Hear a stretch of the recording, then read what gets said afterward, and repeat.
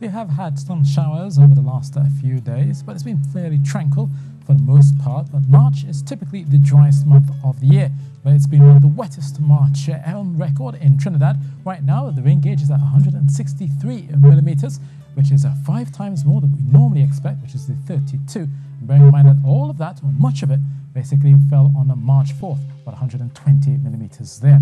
Now, right now, across the Atlantic, we have high pressure in charge. There is a bit of a high-level cirrus cloud slipping across into the Atlantic, and most of that is non-rain producing.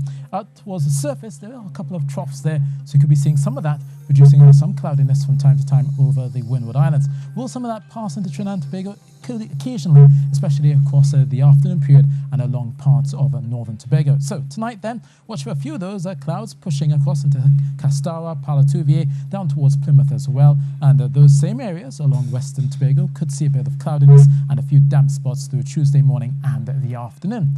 Now, for western areas of Trinidad, again, you could be seeing a bit of cloudiness developing as you go into your morning here. So you will notice that for Diego Martin, around Port of Spain, out towards Blanchard's as well, watch for the clouds to roll in. A few showers are possible here, but if you're in western areas of Trinidad, you should be seeing mostly sunny skies. There's occasional clouds coming through Valencia and down towards Beach, and eventually into Rio Claro and Guaraguari. So for southern areas, to San Fernando, Point Fortin, a couple of morning showers are likely here, out towards the afternoon as well. This will continue, but again, most of the showers should be fairly brief as you go through your afternoon period with some sunshine towards the east.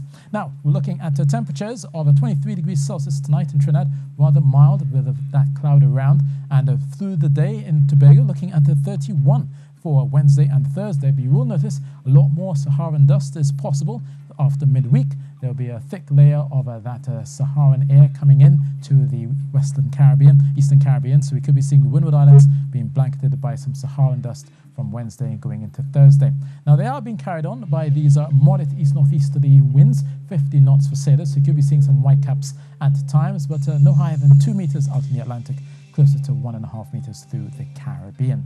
Now, the Eastern Caribbean has been noticing all of their clouds, mostly towards the high levels of the atmosphere, or towards the Greater Antilles. Basically, it's mostly settled, but still a few pockets of low-level cloud will likely produce some showers here. So for Santo Domingo, as well as Port-au-Prince, no higher than 31 degrees Celsius under those clouds and some of those showers. For Havana, though, mostly cloudy here.